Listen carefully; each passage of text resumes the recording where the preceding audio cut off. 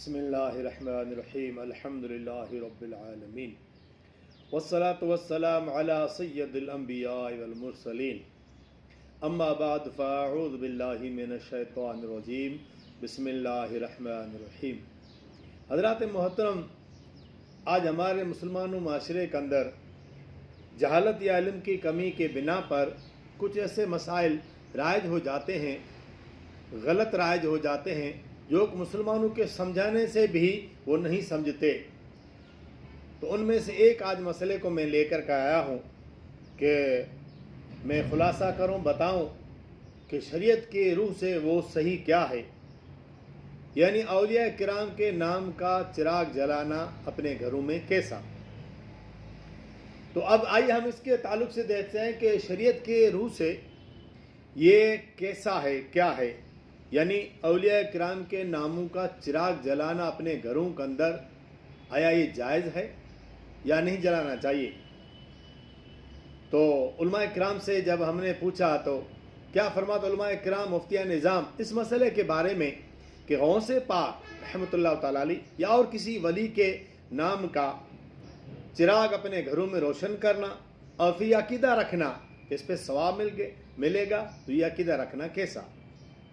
जवाब वबिल्लाहि तौफीक, घरों में चिराग रोशन करना बेमतलब है और यह अकीदा रखना कि सवाब है, ये जहालत है। जैसा कि फतावा मरकज़ी तरबियत इफ्ता, ये मरकज़ तरबियत इफ्ता, ये जो फतवा है ये फ़कीह मिल्लत मौलाना मुफ्ती जलालुद्दीन अहमद अमजदी रहमतुल्लाह तआला अलैह इनकी मरकज़ इफ्ता पर, मरकज़ इफ्ता है ना, वहाँ पर जो होता था तो वहाँ उनके हवाले से मरकज़ी इफ्ता तरबियत इफ्ता के हवाले से जिल्द नंबर 2 सफ़ा नंबर 405 पर है कि औलिया अल्लाह के नाम पर घरों में चिराग जलाने से मकसद अगर ये हो कि अहले खाना यानी घर वालों को या राह चलने वालों को रोशनी मिले और अंधेरी की वहशत और तकलीफ से महफूज रहें और इसका सवाब औलिया अल्लाह को मिले, जब तो जायज़ है। और अगर इनमें से कोई चीज़ बात नहीं तो फिर वो फजूल खर्ची है। तो इससे क्या पता चला कि चिराग जलाने से घरों में क्या मिलता हो कि रोशनी हो या फिर वहाँ से चलने वालों को भी रोशनी मिले। तो इससे भी मैं अर्ज़ करूँ कि ये भी रोशनी मिलना चिराग से ये भी पहले ज़माने की बात है।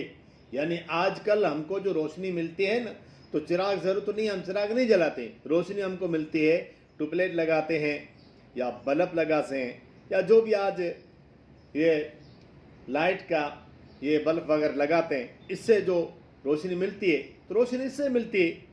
तो पहले ज़माने के अंदर अगर वो घरों के अंदर चिराग जलाते थे या लोग मन्नत से चिराग जलाते थे या औलिया अल्लाह के नामों का चिराग जलाते थे, तो उनका मकसद ये होता था कि वो जो मन्नत का जो वजीफ़ा होता था, औराद होते थे, वज़ाइफ होते थे, वो पढ़ते थे। पढ़ने के लिए रोशनी दरकार है, तो रोशनी से वो रोशनी दरकार तो चिराग जलाते थे।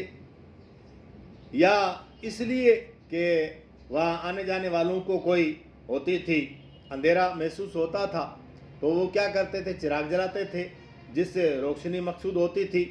तो आजकल तो मैंने रोशनी चिराग से ज़रूरत है नहीं, वो तो लाइटें लग गई हैं, ट्यूबलाइट है, बल्ब है, वगैरह वगैरह जो लाइटों की सुविधा हो गई रोशनी की, इससे हमको रोशनी मिलती है। तो चिराग को चिंता ज़रूरत नहीं है। अब ज़रूरत नहीं है, बगैर ज़रूरत के घर के अंदर जो ट्यूबलाइटें और बल्ब जल रहे हैं फिर भी हम चिराग जलाएंगे तो क्या है, ये फजूल खर्ची है। जो फजूल खर्ची है तो अल्लाह ताला जल्ल वअला सूरह अराफ के अंदर फरमाता है कि ला तुसरिफू इन्नहु ला युहिब्बुल मुसरिफीन, यानी और बेजा खर्च न करो कि अल्लाह बेजा खर्च करने वालों को दोस्त नहीं रखता।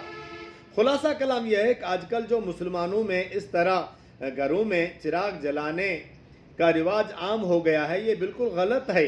कुछ जाहिल खतीबों ने इस पर बड़ी चुटकियाँ लेकर कहा कि ये जलाना जायज़ है, हमारे पहले के बुज़ुर्ग भी जलाते थे।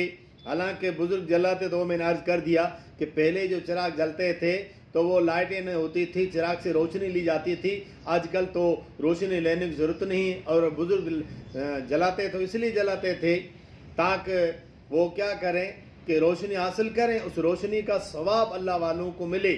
تو جب تو جائز ہے، لیکن آج ہمارا کوئی یہ مقصد ہوتا نہیں، روشنی ہونا مقصد ہوتا نہیں، روشنی لینا ہمارا مقصد نہیں ہوتا ہے، تو یہ جائز نہیں ہے. جائز نہیں ہے تو اس طرح ہم کو نہیں جلانا چاہیے. اور اسے خطیبوں سے بھی بچنا چاہیے، جو اسے خطیب یوٹیوب کے اندر بہت ملیں گے. ان کی باتوں میں ہرگز نہ آنا چاہیے. یہ لوگ جھوٹے واقعات بیان کر کے مسلمان کو گمراہ کر رہے ہیں، لہٰذا ہم کو ان سے بچنا چاہیے. اور پھر مسلمانوں کو چاہیے کہ ایسے خطیبوں سے دور رہیں.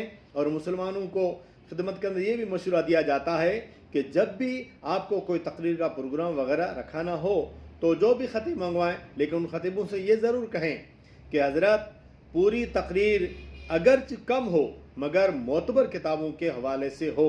اللہ تعالیٰ جل وعلا ہم سب کو مسلمانوں کو صحیح سننے صحیح سمجھنے کی توفیق عطا فرمائے. آپ کا خیر خواہ علی بخش اکبری، دارالفتہ فیضان مدینہ. السلام علیکم ورحمۃ اللہ تعالیٰ وبرکاتہ.